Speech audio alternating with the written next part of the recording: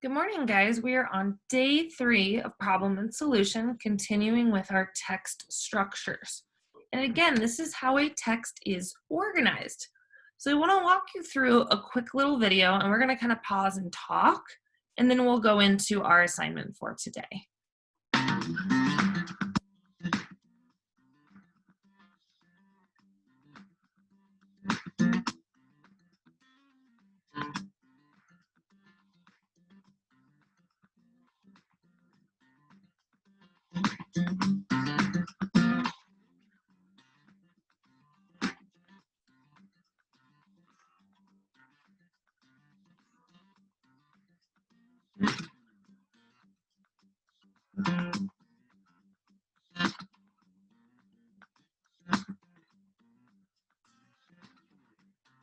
So I want you to ask yourself really quick, what is text structure? If someone was to ask you what it is, how would you explain it?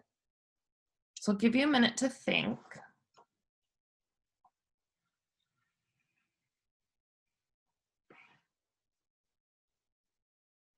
In your own words, it might sound something like how the text is built, how it's organized, it's put together in a certain way to teach people something. Remember, this is the structure or the house of the text, like we've been talking about.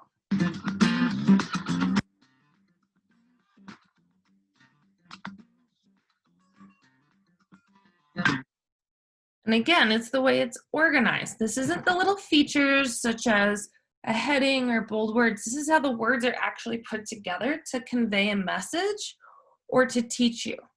So instead of just being little pictures or highlighted text or glossaries, this is the actual structure of the paragraph and the structure of the text.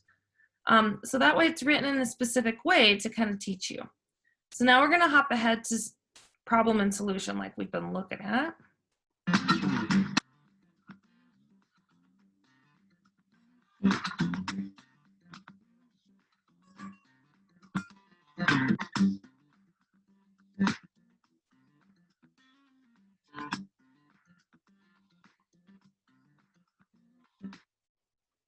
So I have a quick paragraph example here, and I want you to think in your head, what keywords are you hearing? What is telling you this is problem and solution? You know it's problem and solution, but why? How can you prove it? If I said, how do you know this is problem and solution? What words might you point out? Can you identify the problem and the solution? I'll read the paragraph to you really quick. How do caterpillars adapt to survive? Many caterpillars rely on camouflage to avoid being seen. Some look like their backgrounds, whether a twig, leaf, or a flower. Others have bright colors to tell predators that they taste bad. Some caterpillars even have false legs or eyes to confuse predators. So what do you think the problem is?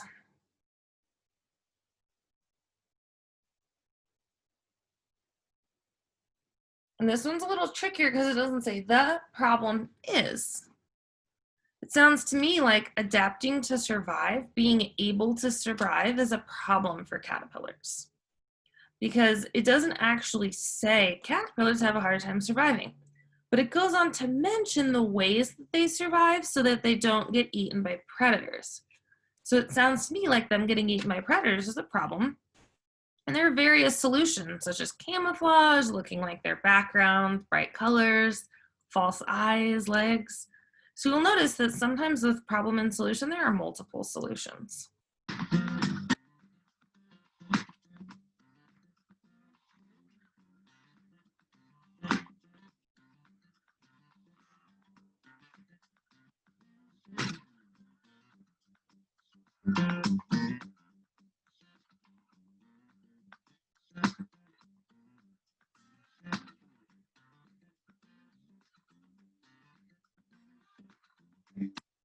All right, so I want to think through this really quick.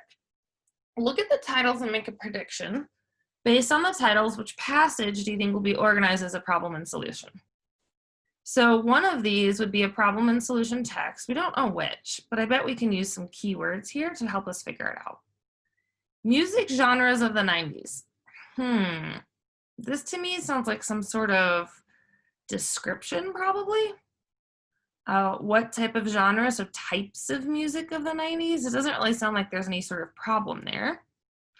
Endangered animals of the Amazon. Well, if something's endangered, that's usually a problem. So I'm thinking B so far, but I'll check C. How to make a shadow puppet. Well, I know a how-to is sequential because I'm putting things in order. So that doesn't sound right to me. So my guess is endangered animals. Because they're endangered, it's a problem. That's probably going to be my problem and solution.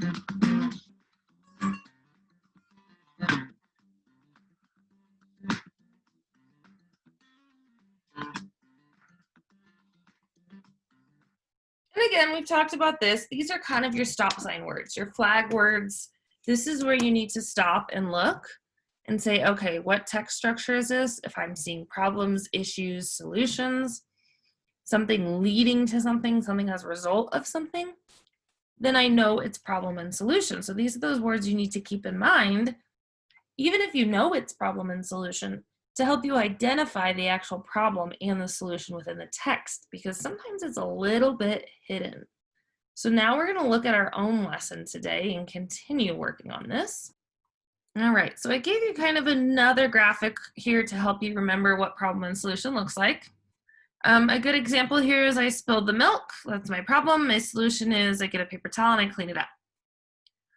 These signal words will also be in here for you. I want to show you as many signal words as we can because they're not always going to be the same. It might not always be as simple as there was a problem, there was a solution. So therefore, it leads to because of is a big one.